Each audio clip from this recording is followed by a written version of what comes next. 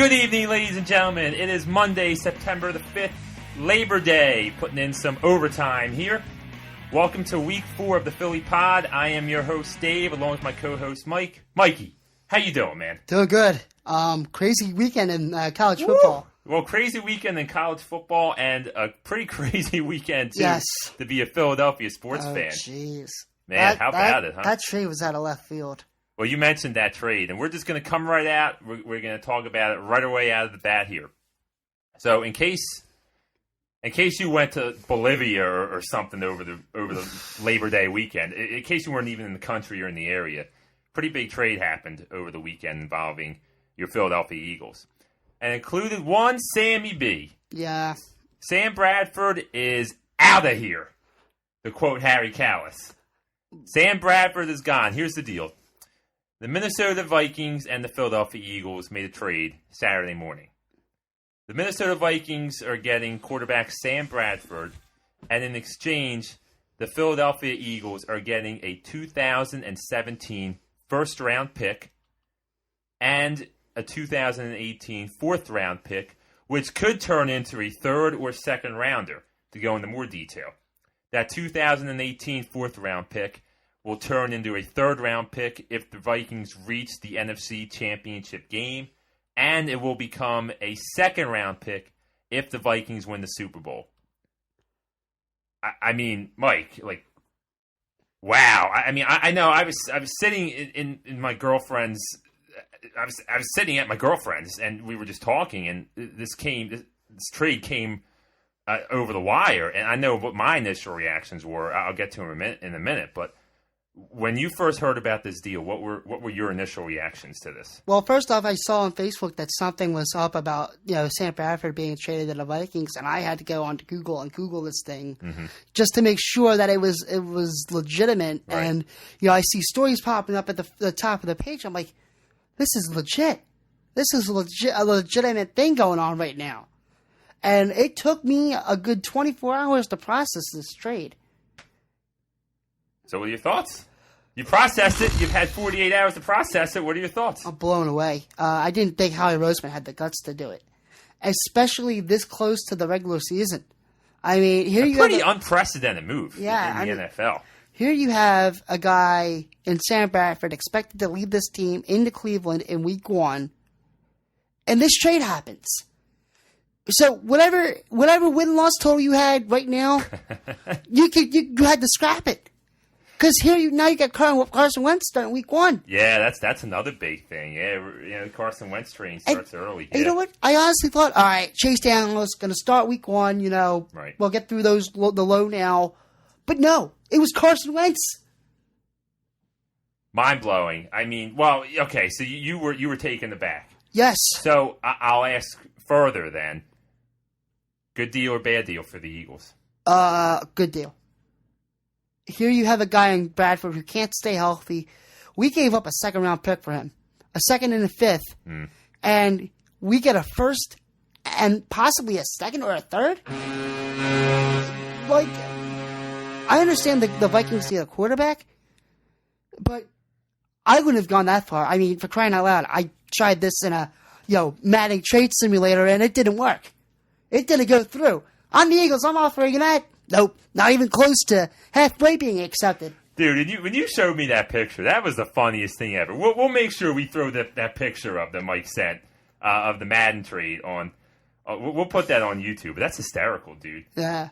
Yeah, man. Like, I mean, my reactions were I was completely taken aback. I could not believe that the Philadelphia Eagles got two, let alone a first-round pick. They got 2 draft picks for a bum of a quarterback, Sam Bradford. Yeah. I mean, that is an incredible deal for the Eagles. I got 2 words for you, Mike. That is highway robbery. That is the best way I could describe this deal. And I would agree. I mean, now, there are some things. It kind of throws a monkey wrench into the season a little bit and what the plans were for Carson Wentz. But from all indications, this was not initiated by the Eagles. The Eagles did not go put Sam Bradford on the market. They were not looking to trade Sam Bradford. This just sounds like the Vikings came at the Eagles with a deal that completely blew them away. And you know what? I applaud Howie Roseman and the Eagles for making this deal. I definitely do. This is such a steal. I can't get over it. Like you mentioned it. Yeah, we gave up a second-round pick to get Bradford, and now we're getting 2 picks back in return. It's a great deal. It's phenomenal. This is one of the better trades I think we've seen in recent years in Philly sports. I would agree with that. Not to mention, you think about this. This wasn't the Philadelphia Eagles going to the Vikings. This was a desperate Vikings team looking for a quarterback going to the Eagles. And when someone puts a piece of meat or something in your face, you got to take it. It's like a dog and a piece of meat. That dog's got to take that meat, and that's what the Eagles did, man. I guess the Vikings called.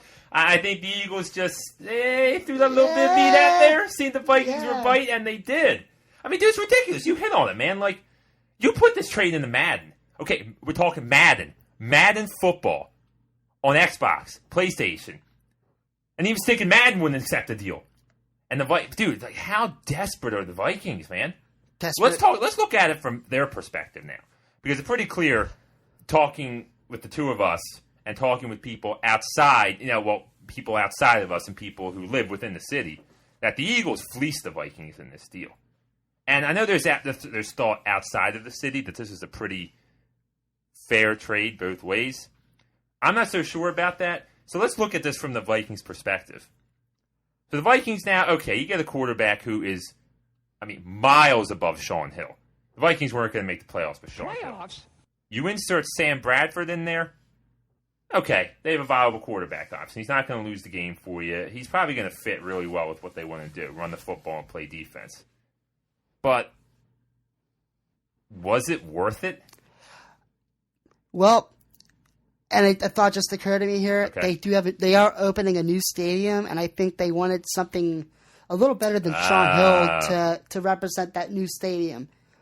So that could be. You might be onto something there. They came into the season with a good quarterback or decent quarterback in Teddy Bridgewater, and he goes down. All right, we gotta find something more appealing than Sean Hill to open up our new stadium. Sean Hill is not going to sell tickets, man. No. Sam Bradford just might, but I wouldn't. Sean Hill is not a guy I would want, with a new stadium, it didn't make sense. So to go out and get Bradford, I could see maybe why they wanted to get a guy like Bradford, just because Sean Hill, he doesn't cut it. You bring up a really good point. I actually had not considered the fact from selling tickets and opening a new stadium. That's a really good point. I think that had to have at least been part of the reason why they went and got Bradford. I also look at it, though, I hate to be so dramatic, but in the way Sam Bradford kind of saves their season. You're not going to win games with Sean Hill. This is a team that won the division last year. They were your NFC North champions. Week 7. Dude,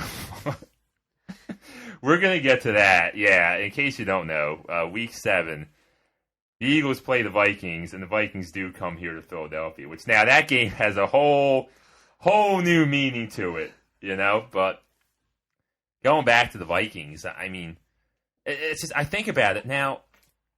What happens next year? You have Teddy Bridgewater, and that's. I'm going to presume he comes back, or what happens next year?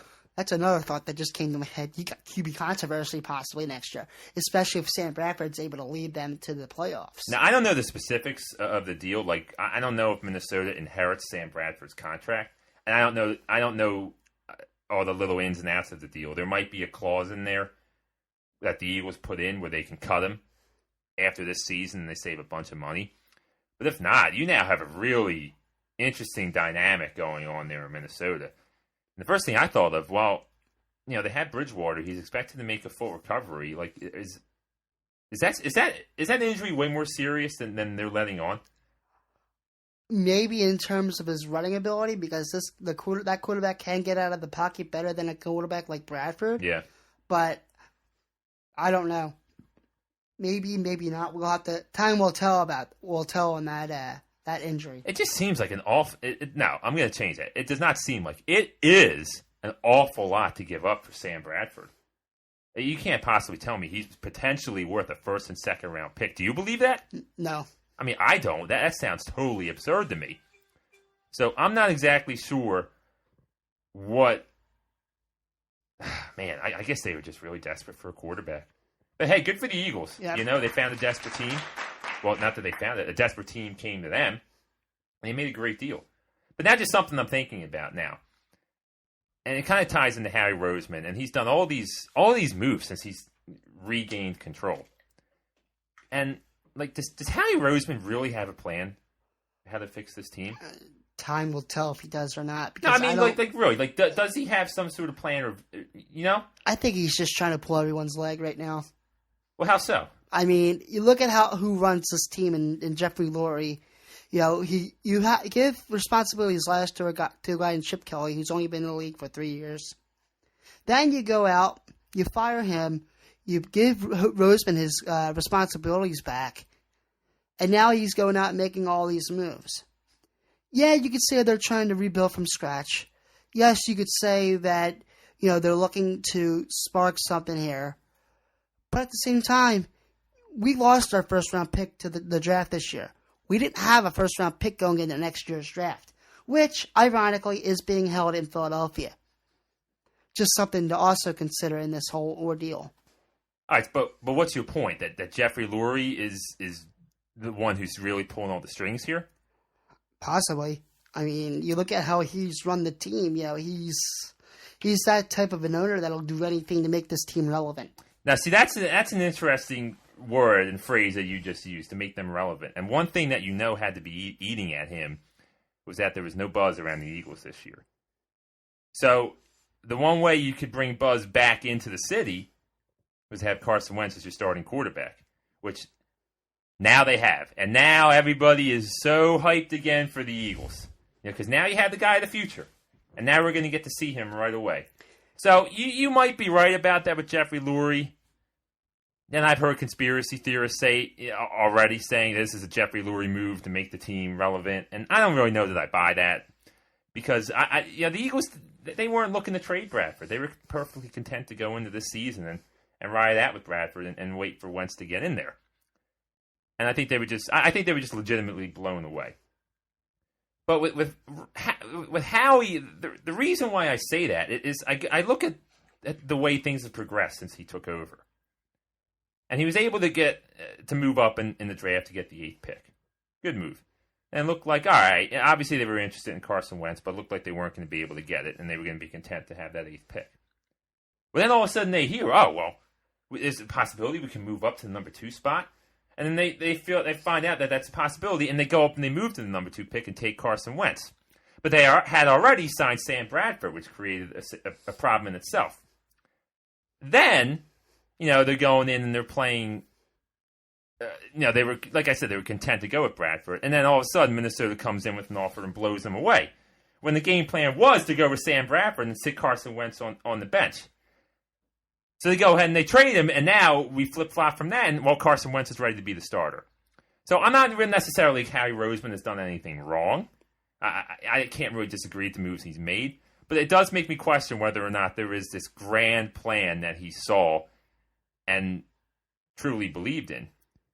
Because now we went from, we were going to go Sam Bradford to, all right, we're going to draft Carson Wentz, but Bradford's our starter, to now, all right, Carson Wentz is ready to take over. It's just something that I've noticed and I've thought about. It seems to me like it happened way too quickly. If you think about it. Week 1 of the preseason, or not even now, training camp and OTAs. Sam Bradford is our starter, and that's that. Yeah. Weeks 2, 3, and 4, 2 and 3 of the preseason, Sam Bradford is our starter. Yeah, it's just a weird. You just don't see moves like this happen in the NFL. No. And especially, like you said, a week. I mean, not even a week. I mean, literally, a week. Yeah, you're a week out from the start of the season, and a move like this happens. It's an unprecedented move. Not to mention, after the trade happens, I'm like, all right, they're probably going to go Chase Daniel. The season's probably lost anyway. And then this happens, and it's just like, all right, what are we doing here? Because you look at a guy like David Carr who had no offensive line, and that's an issue for the Eagles right now. Well, you brought up Chase Daniel possibly starting. That was your first thought, and it's a perfect segue to get into what we need to talk about next. And that means that, Mike, we got the Wentz wagon. Carson Wentz is here, man. So Carson Wentz is going to start Week 1 against the Browns this Sunday coming up, and I'm a little concerned about it. I'm going to be honest. I can't. I saw the stat today that the last time a quarterback from a small school such as North Dakota State started a game in the NFL was Joe Flacco back in 2008 for the Ravens. But you have to remember, Joe Flacco was a different case. He was recruited by a Division I school in Pitt and transferred to Delaware. Okay, so he was recruited D1. Carson Wentz was not. And I'm just so nervous about the talent gap, the jump that you're going to make from North Dakota State to the NFL. So, like I said, I'm not saying the Eagles did anything wrong with the Bradford trade. It's just I don't really know if he's ready. He saw what? I mean, a quarter and a half of football, if that. Yeah, against the Buccaneers, which is against, let's be real, third stringers. Yeah. He has not had any game action against first string defenses.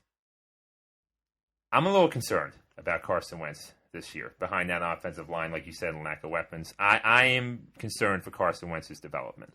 I would have to agree with you there. Now, it is interesting because this game is at home. So maybe they're trying to get the crowd behind Carson Wentz.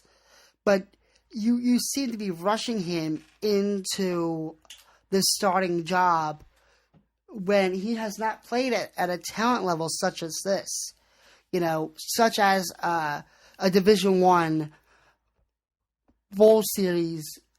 Yeah, it's a legitimate concern right now. You're throwing this kid in the fire, and I mean, listen, he can play. We both saw enough of that from that game against the Buccaneers. He has high football intelligence. He has great pocket awareness, and he just has that. It's hard to describe. He has it about him. It's just a lot to throw at the kid right away. Not to mention, the speed of the game, it gets different. quicker in the regular season. It's totally different compared to what he saw in that first preseason game to what he's going to see Week 1. I don't get it. Why so quickly, and why jump the gun when you probably know he's not ready yet? Well, they do. I mean, so they say they think he's ready. Listen to Doug Peterson's press conference earlier today. They say that Carson Wentz has impressed them all along, since mini camps, through training camp, through the preseason. But if he was really that impressive, why the heck wasn't he the starter in the first place? Yeah. What was all this Sam Bradford's going to start? He's our guy, blah, blah, blah.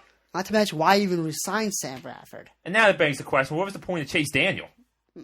Why is he here? Bench warmer. Right? And that just goes into another thing I'm thinking about Howie Roseman. Like, where's the plan? There is no plan. I guess they think that. I guess they think Carson Wentz gives them a better chance to win games than Chase Daniel, which I would agree with. But if the kid's not ready, dude, you have Chase Daniel right there. Throw him in there and let the kid learn and at least see the game, then watch film. I don't know. I could just be operating out of fear a little too much. I just don't know that he's going to be ready, man. That's such a huge gap. It's such a huge jump to make without any game time against first stringers. Not to mention, you look at the schedule we have this year. You're talking Murderers Row right at, this season. You got Detroit, you got Seattle, you got Atlanta, you got Dallas. Of course, the 6 games against our divisional opponents. You got Baltimore, Cincinnati, Pittsburgh. A lot of those teams are playoff caliber teams. They have a tough schedule for sure. They see a lot of tough defenses on him. I mean, the kid's gonna he's gonna learn quickly. Yeah, he's gonna have a lot thrown at him right away, man. I mean, you're right. Just off the bat, like Cleveland's got a good defense. Like, a lot of people don't talk about that, but the Browns have a really good defense. They're quietly it's a good. quietly good defense. You see the Steelers there in the first 2 weeks. It's gonna be first 3 weeks. Chicago's defense is but the Lions are gonna play tough. What else? Like the Vikings are gonna play tough as well. You have the Seahawks, like you said, Packers, Ravens, Bengals. So, he's He's going to learn really quickly. Yeah, he's going to be thrown into the fire, right? But it's going to be exciting to watch for sure. No doubt. It's just you mentioned David Carr, and that's immediately what I think of when you throw a guy in there behind a team that we don't have an offensive line. I mean, the offensive line's not great. You know, it's just man, there's a lot working against them. You don't have the you don't have the game experience at all.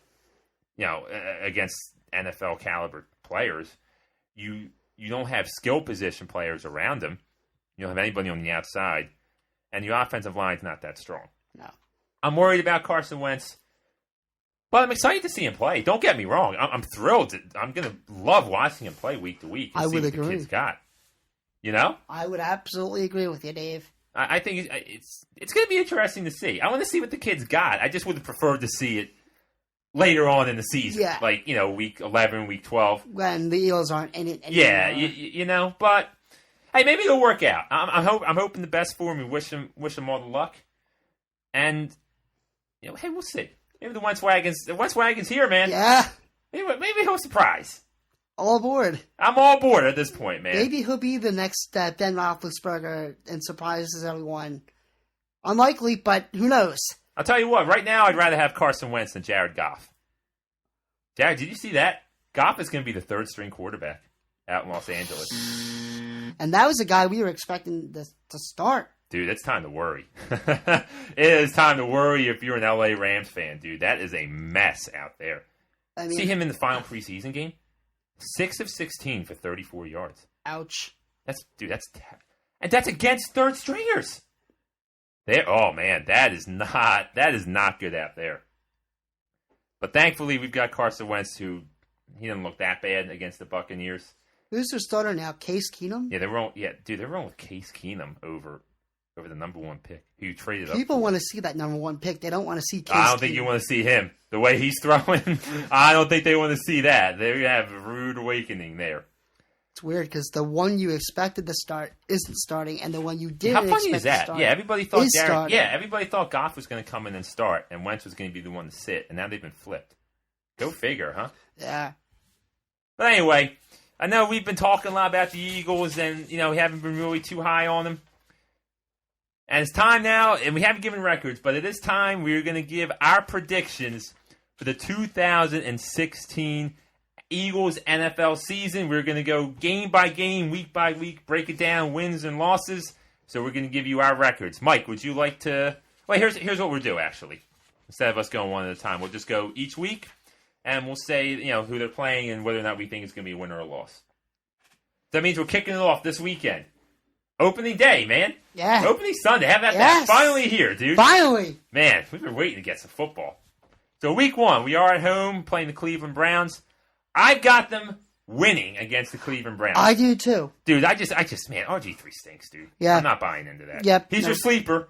Yeah. But I'm not buying in yet, man. I think that is a game we can win, especially if our defense plays the way they've been playing in the preseason. We'll see, yeah. Obviously, it's in the preseason, so things are going to change. But if they can play with the confidence they did in the preseason, I expect them to pull away. That's exactly what I'm banking on. I'm banking on the defense to take care of RG3. All right, so we both got them winning week 1 against the Browns. Then we've got week 2, Monday Night Football in Chicago against the Bears. I've got them beating the Bears. I do too. I've got them beating the Bears just for the lone fact that I think the defense is going to give Jay Cutler problems, and Jay Cutler is very turnover prone. Yes. So we both got them 2-0 to start. Then week 3, coming home against the Steelers, no chance. I've got a loss, stone cold loss to the Steelers at home. Loss. All right, so we've got them 2-1 going into the bye. Coming out of the bye week, week 5, they are in Detroit. Rematch of the Thanksgiving Day game last year. I have them losing to the Lions. So do I. You're in hostile territory. I expect them to lose that game. Yeah, so I've got a loss. So we're both 2-2. Yep. Through 4 weeks. Week 6 against the Redskins, Sunday afternoon. I've got that as a loss. That's in Washington. I would agree as well. Yeah, I just think the Redskins might. I just don't see them winning that game in Washington. I think that's going to be kind of tough. Yeah. All right, so we are 2-3. Week 7. Yeah, week. Sammy B coming back. Sammy Bradford coming back with the Vikings. You know what I say to that? What? We got to win. Oh, you got them winning. You got them beating the Vikings at home. Oh, wow. Yeah, I don't. Minnesota's a really good team. That's a playoff team. Should have beat the Seahawks last year in that wild card game had it not been for a short missed field goal. I got them losing to the Vikings. So I've got them 2-5. You've got them 3-4. Okay. Then week 8 away at the Cowboys. I've got that as a loss. So do I, but it could be a battle of the rookies. Yeah, it will be. It probably will be from what you're saying about Romo. All right, so both lose to the Cowboys. Then away in New York against the Giants, I've got that as a loss. Same here. Okay. Then week 10, home against the Falcons, I've got that as a loss. Likewise. Yeah, I just think that offense and Julio Jones is going to be a little too much. The only positive is Matt Ryan is not the same quarterback on the road as he is at home. He's not. But yeah. I don't see it. It's a bad matchup with Julio Jones. I don't see how they'd be able to guard him. In Seattle, loss. Loss. Yep. Home against the Packers. Loss. Loss. Yep. At the Bengals. Loss. Yep, I have a loss as well. Home against the Redskins, I say they get the Skins at home. Win. Yep. Yeah, I think they get the Skins at home. In Baltimore. Loss. Yep, I have a loss. Home against the Giants. I think they win. Ahead. Yeah, I agree. I think they get a win. I have them splitting within the division. I think they get the Giants at home. And then week 17 against the Cowboys. Win. I got them for a win as well. All right, so when I add up my wins and my losses, I got them finishing the season 5-11 in Carson Wentz's rookie year and Doug Peterson's first year as head coach. I've got them 5-11. What do you got, Mike? 6-10. All right, 6-10. All right, so we're right around there. Yeah, it's about what we said all along in the 4-6 win range. You know, maybe they might have been able to sneak up to 7 or 8 wins with Sam Bradford, but there's just too many holes here on this team. It's a rebuilding year. It is. You know, but I think you're going to see. Well, yeah, I think you're going to see signs from Carson Wentz that things are going to be really good in the future. At least that's what I'm hoping for. Well, maybe down the line, maybe down like further into the season, you'll see that. Yeah, you'll see flashes. You'll see flashes for what Carson Wentz can do. It's just I don't really think there's much else around him that they have. Well, it is interesting that you bring up 5-11 because if we remember, 1999. What did the Eagles do in there with McNabb's first season? Yeah. 5-11. 5-11. That's funny. I did not even realize that. And what did they do the next year? Obviously, different circumstances. They made the playoffs. 11-5. Yeah. 11-5. That's true. We're partying like it's 1999. They lost to the Giants in the first round, didn't they? No, did they beat the? No, they beat the Buccaneers in the wild card round. They lost to the Giants 20-10 in the divisional round, right? Yes. Okay. Well, I would take that next year. Yeah. But yeah. Going to be a long year for the Eagles, I'm afraid. So what we're going to do, moving on now. We gave you our Eagles breakdown, our Eagles predictions. Each week, what Mike and I are going to do, we're going to release game picks to the public. If you are into the spreads, well then, you know what? This is going to be a place for you to get your plays. We're going to give you lead pipe locks for each week. Game picks. I'm going to kick it off here. All right. I'm going to head out to Denver for this Thursday night. Looking at the line, the Denver Broncos are 3-point home underdogs against the Carolina Panthers. And that line's a little fishy to me there, Mike. I look at the Denver Broncos, basically a rookie Trevor Siemian starting at quarterback against that Carolina Panthers defense with Cam Newton at quarterback. Doesn't make sense why the Panthers are only 3-point favorites on the road. So I'm going to take the Denver Broncos. Give me the points. I got the Denver Broncos +3. I have them beating the Panthers in that game outright, okay? So I like the Broncos at +3. And then I'm going to stick kind of close. Well, not really, but kind of close to the Eagles' home. I'm looking at that game going on down there in Tennessee on Sunday. Tennessee Titans playing those Minnesota Vikings with newly acquired Sam Bradford. And I said the Titans are only the Titans are 2-point home underdogs. I'm not buying into the Sam Bradford deal right away. Week 1 coming in on a short week. Give me the Tennessee Titans plus the points. Tennessee Titans at +2 to upset the Minnesota Vikings. Mike, who you got? Got Green Bay traveling down to Jacksonville against the Jaguars, and I got them covering the spread where they are 4.5-point favorites. All right. Okay, man. So you got the Packers covering the 4.5 on the road. Yes. Ooh, getting a little risky there. And then I got New York traveling down to Dallas in a pick'em, beating the Cowboys. Oh, man. beating Dak Prescott in his debut. Woo, you're not buying into Dak. Nope, not yet. All right. I like those. All right, so there you go. I've got the Broncos +3 covering against the Panthers, and I've got the Titans +2 home against the Vikings. I've got 2 dogs winning.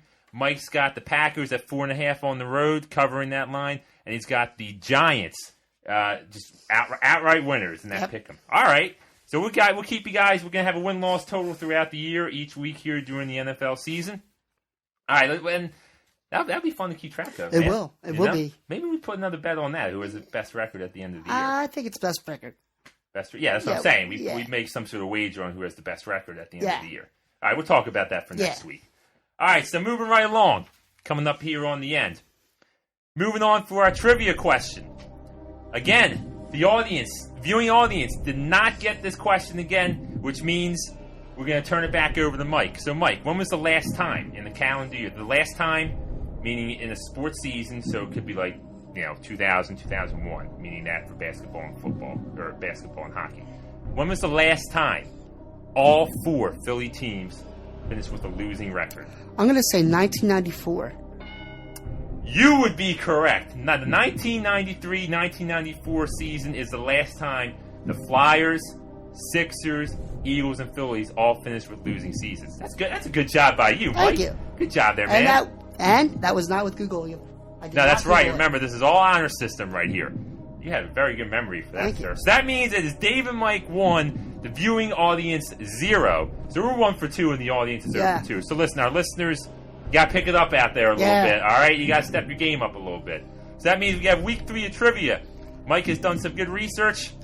He has our week 3 trivia. Yes, right? Yes. Yeah, week 3 trivia question. All right, Mike, what do you got? Who was the last Eagle? With Carson Wentz starting this year and Sam Bradford out, who was the last Eagle to start week 1? Not to play in week 1, to start week 1. You mean rookie? Yes, rookie. Okay, so who was the last rookie quarterback to start week 1 for the Eagles? Does I have that right? Yes. All right, so there it is. Your week 3 trivia question. Name the last rookie quarterback to start game 1 for the Philadelphia Eagles. Again, you can hit us up on Facebook, Twitter, SoundCloud, a YouTube comment. Hit us up for that if you need to get the answer in for it. So, on that note, we're going to move on to shout-outs. We had another good week social media. So we're going to start at SoundCloud, where we gained a new follower this week. Shout out to Kirsten Bates for following us. And we also had 2 likes on episode 3 as well from Nature Support. And Angela Matheu, I believe I'm saying that correctly. Please correct me if I'm not. Then we're going to go over to Twitter, where we gained a couple new Twitter followers. Thanks at Flyers Global and at Flyers Sports Talk for following us on Twitter. We do have plenty of hockey coverage coming up. Thank you for that. And we have 2 new YouTuber subscribers. We got Slyman 1118 1118 and Kenneth Siller. Again, guys, hey, thank you so much for your support. Listen, hit us up on Facebook, all right? Like us on Facebook, follow us on Twitter, follow us on SoundCloud, subscribe to us on YouTube, and we are in the process. It's going to come out. Just have to wait for it to be approved. We are going to be on iTunes. All right, so again, check us out on Facebook, Twitter. We're on YouTube, SoundCloud, and coming up soon, iTunes. And hey, listen, guys, we hope you've all had a great Labor Day weekend. I hope you guys have had a great time with the families, enjoying some nice barbecue food, getting, enjoy what's left of this holiday weekend here. And the summer. Absolutely, yeah. Last hurrah for summer, man. All right, Mikey. Well, what are you looking forward to, man? Eagles football. Eagles football. Finally. We finally get it. And Sunday. Carson Wentz. We're looking forward to seeing Carson Wentz. I want to see Carson Wentz play. I'm looking forward to an Eagles Week 1 win against the Cleveland Browns. Should be an awesome start to the Eagles season. It definitely should. Oh, man, I'm pumped for it, dude. I'm fired up, man. I got a season party going on with my girlfriend next Sunday. Nice. Oh, dude, it's going to be sweet, man. Nice. So listen, guys, again, thank you for your support. We hope you've had a great holiday weekend. Check us out next week. We'll get this episode uploaded for tomorrow night. I just want to give a shout-out to Nancy McKee, who was nice enough to spread the word about the Philly Pod. Oh, how about that? Yeah. All right, yeah, there you go. Big shout out from the both of us. Thank you so much for that. Again, we'll get this uploaded by tomorrow night. We'll be up. Check us out, Facebook, Twitter, YouTube, SoundCloud. all those things. We're signing off the Philly Pod. I'm Dave. I'm Mike. Catch you guys next week. Go Eagles.